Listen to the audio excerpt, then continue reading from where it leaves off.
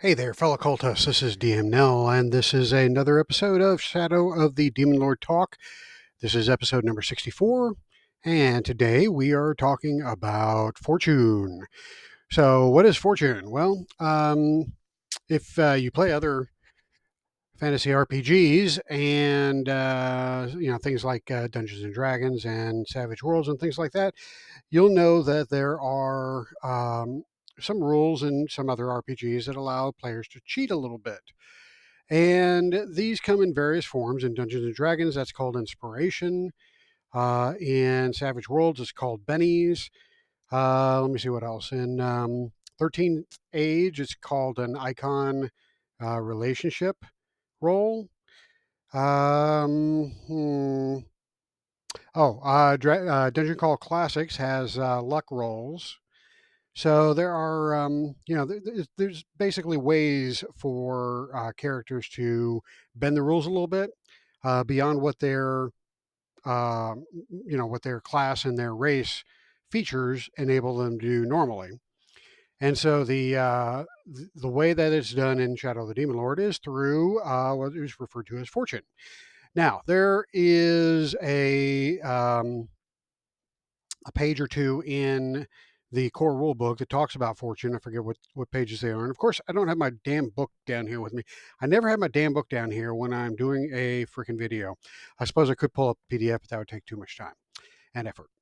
All right. So anyway, fortune is in the core rule book and it's presented as a way for the players or for the GM to award players that do a good job at role playing with with this option that enables the player to use when they really need it for three specific for one of three specific effects.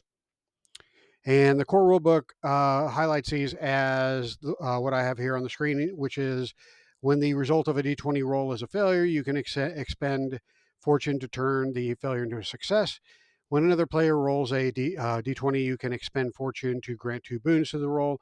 And when any player, including you, rolls a d6, you can expend fortune to replace the number on the die with a six. So if you have fortune, you can use your fortune for one of these three options.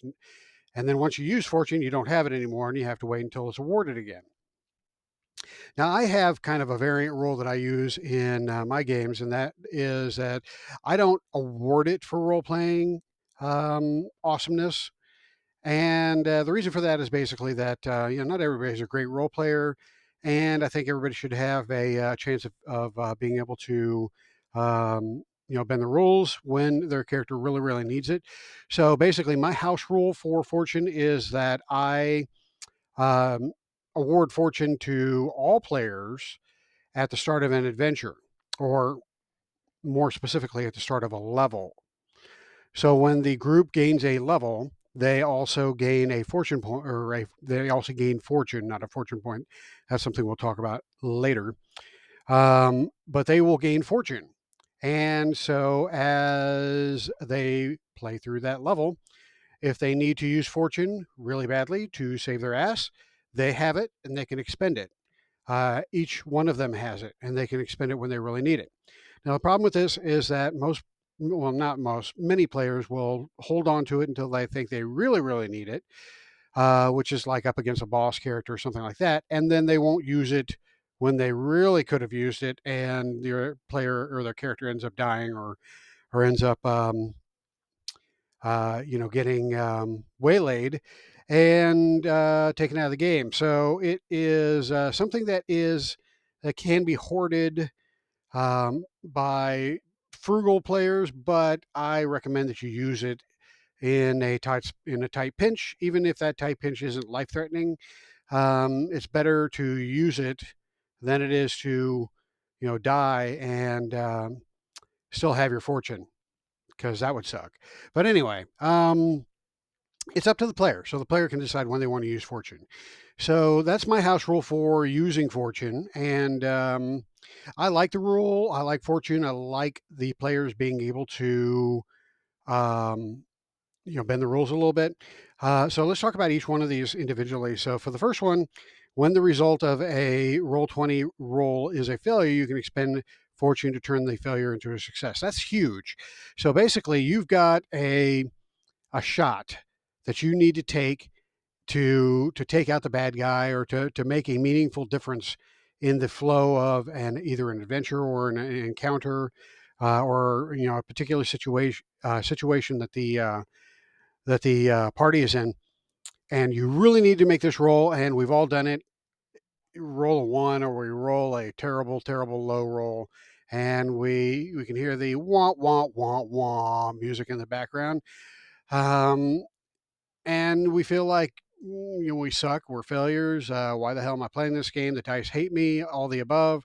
So that is when you can spend fortune and turn that failure into a success. No more rolling is needed. You just automatically do it. I spending my fortune. That failure that I just rolled miserably on is now a success. And that's great. That is awesome. That is, truly heroic stuff there. The next bullet point there, when another player rolls a d20, you can expend fortune to grant 2 boons to the roll. That's just a way for you to use your fortune to help a buddy out. Um, haven't seen that used very often in that way. I suppose it can be, but I think that since everybody has fortune, the way I do it, everybody has fortune. It if you blow your fortune and then you need it again later, tough shit, dude. I might need my fortune. So, and that's kind of, I think, the that's kind of how people feel, and that's how I would feel. So anyway, the third bullet point, when any player, including you, rolls a d6, you can expend fortune to replace the number on the die with a 6. So this comes into play particularly well when you are making fate rolls to avoid dying. So making fate rolls, you roll a d6. If you roll a 1, then you begin to die. And if you roll a 6, then you're back in the game, albeit with the impaired condition, but or not condition, affliction, but the at least you're back in the game, and at least you can now do something. You're not laying there like a lump of meat, bleeding out on the playing field.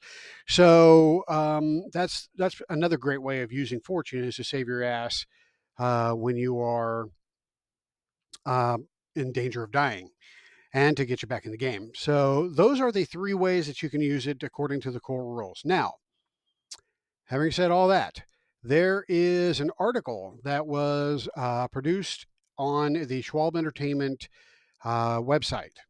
And the article has been out for a while. I remember reading it some time ago. Let me pull it over here. Here we go. And it's called Gameplay Focus Fortune. And it's written by Dan Heinrich with Robert Schwalb. Dan is I've gamed with Dan. He's a cool guy. He's basically one of Mr. Schwab's um, helpers. He's written some adventures. I think he was working on a board game at one time. So Dan here is basically talking about fortune and how it's used in the game, what its purpose is, how it should be awarded, and stuff like that. So this is a great article. I'm not going to read the article, but I did want to bring it to your attention because as I was recording this video, I had totally forgotten that this article was actually even in existence until I finished my initial video. Yeah, this was published in 2016. So it's been a while. It's been out there a while, but I totally forgot about it. And so I wanted to highlight it in this video so that you can go out and read it and truly make the most fortune, as it states in the first paragraph here, or the first header here. So Dan goes into talking about the background of the fortune and how it should be used and that sort of thing. Talks about how often it should be used or awarded. Also talks about fortune points, which I'll get to here in a minute.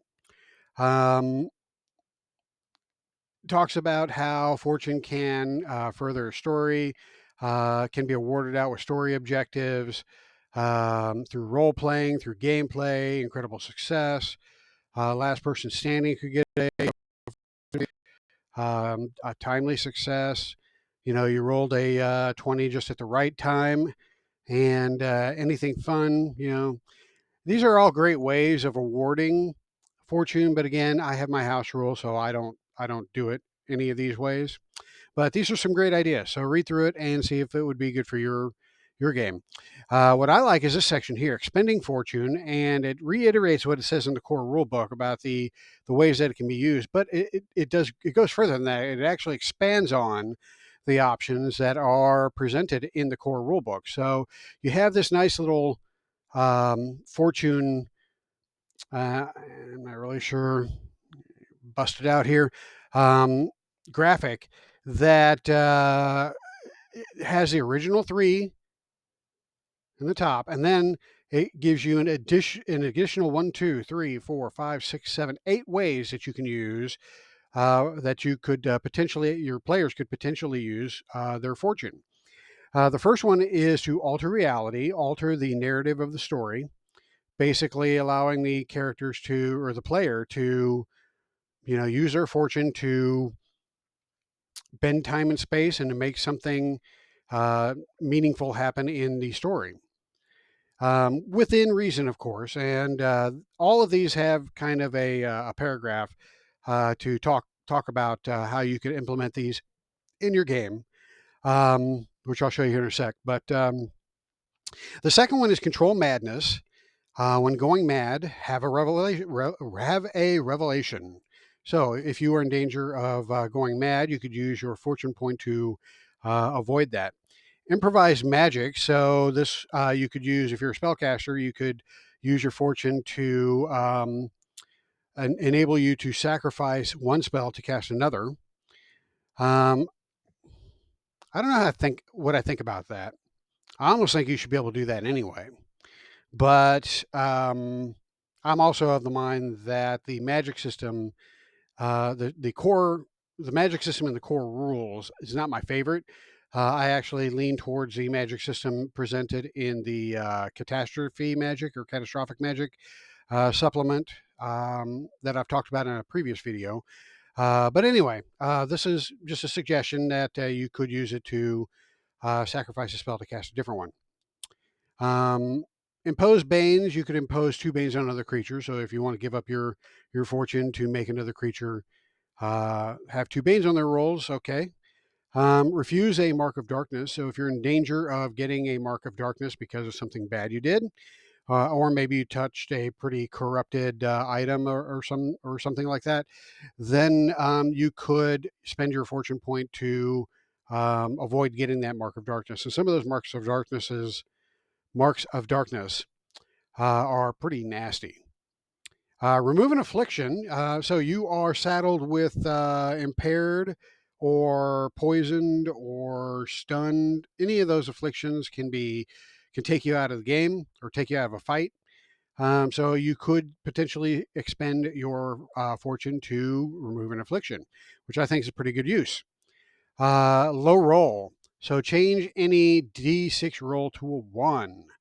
So just like I was saying earlier, if you change a death saving throw or a fate roll, I should say, into a from a 1 to a 6 to get you back in the game, you could also do that to afflict an opponent and maybe change their boon to their highest boon roll maybe was a 6, and so you would change that to a 1. I don't know. I mean, there's probably better examples of how you could use that, but still having that option there is pretty cool. And then finally, stay death's hand. So ignore the instant death rule. And I have to be honest with you, the instant death rule is not something that I have memorized because I don't think it's come into play. I'm looking at my GM screen to see if it's on here, but I don't see it.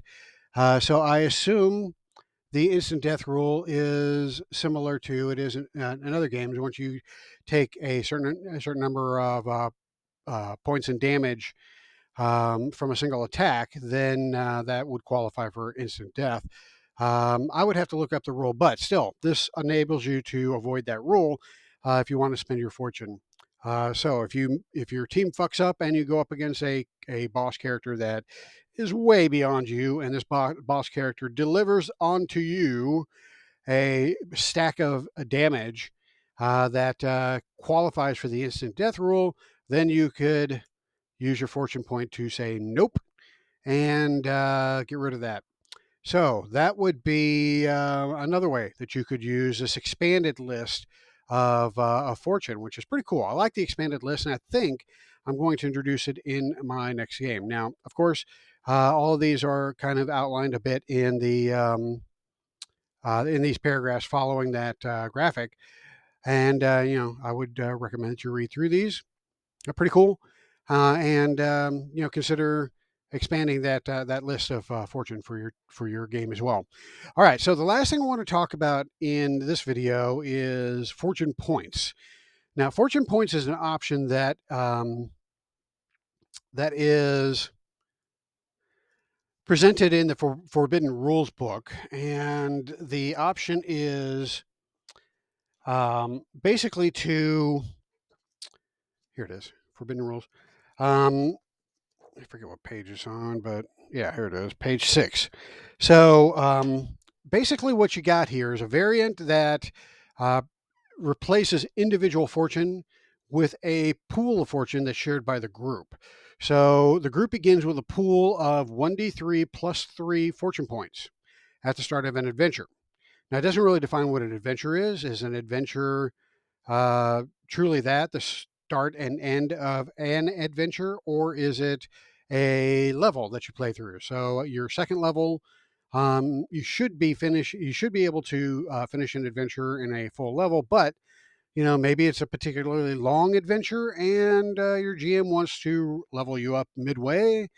So basically, all of this to say is that the DM is going to have to figure out, you know, when the fortune point pool is going to be refreshed. Um, because once all the points in the pool are used, then it's gone until the GM awards some additional fortune points. So, and the other thing is that the GM rolls the fortune points and keeps it secret. So the players never know how many fortune points. There could be 3. No, there could be 4, or there could be, what is that, 6. So yeah, you have 1d3, so you could have 1, which would be plus 3 would be 4, 4 to 6. So there you go. Now, the way this is utilized is a little bit different than individual fortune, and it provides 4 different options that a player who draws fortune from the pool could use their fortune point in these 4 ways. The first one is to take another turn during the round, which is pretty powerful. The second one is heal damage equal to twice the character's healing rate, and that's pretty good because basically you're using fortune to heal, which is not something that you can normally do unless you're a healer. You normally have to take a rest in order to heal, or somebody has to use a spell on you, or a potion on you, or a healing kit, which only grants you one. It only heals you 1 point of damage. So this is a pretty powerful use of fortune to enable you to heal. Turn any character's failure into success, or any creature's failure into success. So that's pretty powerful as well. A creature that is hammering you with hits hits left and right, and then critical hits on top of that. Yeah, you might turn one of those. Okay, I'm sorry, I'm jumping ahead of myself. Any creature's failure into a success. So that would be, any creature, assuming that would be any of your party members. If they fail in something important, you can turn that into a success by expending your fortune. And then the last bullet point is turn any creature's success into a failure, which is what I was about to talk about. So a creature's hammering you, and then they do a buttload of damage.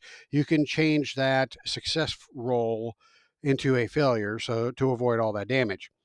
So yeah, this is this is an optional rule, a variant rule, and I've actually played in a campaign where we use this. Now, here's my experience with this. So, not sure if it would happen in all in gaming groups, but I kind of feel like it probably would, because it makes sense to use fortune in this way as a team. So, as a team, you don't know how many fortune points are in the pool. Could be 4, could be 6. Let's say you got 5 players and there's only 4 fortune points in the pool. So that means that not everybody's going to get one, right? Um, the other thing that could happen is, and that I've observed happen in the campaign that I played in, was that the team, the group, the players, we would vote on who should take who should take a fortune point, and it's always the tank. It's always the guy that delivers the damage, because we want to survive this encounter, and the best way to survive this encounter is to let the tank who's dealing out the damage to take another turn, um, or use a fortune point to change their failure into a success. So it just makes sense that it would be used that way. Now, the problem with that is that kind of screws everybody else. I mean, you know, if you're a wizard and you want to use fortune to improve your effectiveness in a combat scenario, um, you're kind of going to get some problems from your other players, some pushback, um, because there might be a better use for that fortune point with the tank. So it's just really, I think this variant rule, I think, is well intended, and for parties that can, or players that can team together effectively, this might be a good option. But I also think that it kind of screws some of the other players that that would feel badly for using or pulling from the fortune pool. I know I did. I played a wizard in the campaign that we use this variant rule, and there were several times where I did something, I failed, and I would have liked to have used a fortune point, but I didn't want to draw from something that we could use later by somebody that is able to deal out more damage than I could. So that's what's going through my head. That's probably would be going through other players' heads. And so anyway, I'm not a fan of this particular variant. I can see its potential, but I have seen it in action, and in my experience, I don't think it's a great way to use fortune. I much prefer the individual fortune. That way, I can choose to give it away if I want to, but it's my fortune point. So if I don't want to give it away to somebody, I can keep it and use it for myself, and nobody's going to think badly of me because they have that same option. All right, so that's it. That's all I wanted to talk about in this video. Fortune, it's a great tool. I really like it, and I really like uh, the expanded version that is in this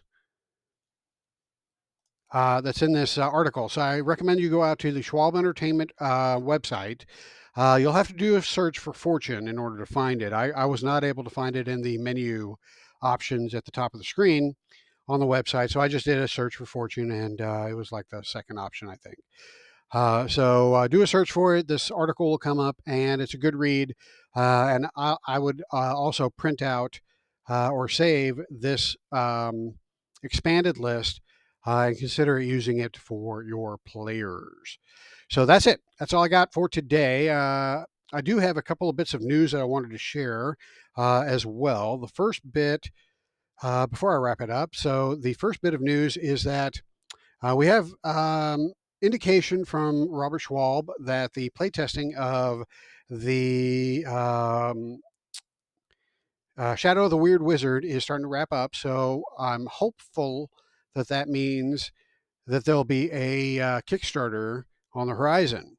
Now, Kickstarters aren't something that you can throw together quickly, I don't think. So I think we're still several months away from something like that, but maybe by summer of next year we might see a Kickstarter. I'm hoping. Cross my fingers. So anyway, it sounds like good news. I'm glad that that system is going to finally wrap up. And to be honest with you, I have not been following Weird Wizard. I signed up for the playtest group, but shortly after I regretted doing that because I really kind of want to be surprised by this. I really don't want to be spoiled by what is going to be offered in the way of rules for Weird Wizard. So I kind of want to just wait for the actual product to come out and just be surprised by what's there. And so I really haven't been reading any of the playtest articles or anything like that. So yeah, I'm excited for a Kickstarter sometime next year. Hopefully, sometime next year. All right, and the second thing I wanted to mention, last thing I want to mention, is that there is a new product. Last Monday was a D Monday, for first one we've had in a while, and there's a new product which is the That Will Do um, product. It's on DriveThru RPG, and it looks like it is another one of those um, monsters that are inspired by an artist. So in this particular one, the artist is Julio Rocha, and Julio provided an illustration, and Mr. Schwab created a creature around it. So that is an expansion to your monster manual there for Shadow. The article is entitled "That Will Do." The preview here says. I grew up in the woods. Hell, I spent my whole life wandering around in them, keeping an eye on my lands to make sure safe for my cattle. Aside from occasional wild dog making off with my chickens, the new god's been looking after me and my own, and that's a relief. Why, just in the next valley, old man Carl had an ogre take up residence on his land that made bones of his prize bull. Bad business, that. Yep, I've had it good these long years, but sure as shit comes out of the end when you've eaten old Mary's chili. I always knew that my luck wouldn't last forever, kept all my young'uns and kept all my teeth. My wife Mary ain't ever even thought of another man, let alone let her eye wander none. Hell, we'd had a bad winter since I was knee high to a grasshopper, but it wasn't ever going to last. No, sir, never was. So anyway, that's the preview for the article. I'm sure he had fun writing that. But looks like a new monster. I haven't actually purchased this yet. I had a pretty busy week last week, so I haven't had a chance to go out and buy this yet. I'll probably buy it right after this video is finished recording. But I've purchased every one of these monsters, and I've actually used one of them in an adventure. But you can't have too many monsters for your adventure creation. So I will certainly be picking this up, and I encourage you all to go out to DriveThru RPG and check it out. It's 99 cents, so it's not going to break your bank, hopefully. All right, so that's all I got. And with that, I am going to wrap things up. I appreciate everybody uh, uh, allowing me to put out another video, and for your watch, I do thank you. If you would do me a favor and give me a thumbs up on Facebook, not Facebook, on okay, can't talk. Time to wrap it up. YouTube. Give me a like on YouTube. That helps with the algorithm and helps my videos to be more easily found by those who are searching for Shadow of the Demon Lord content.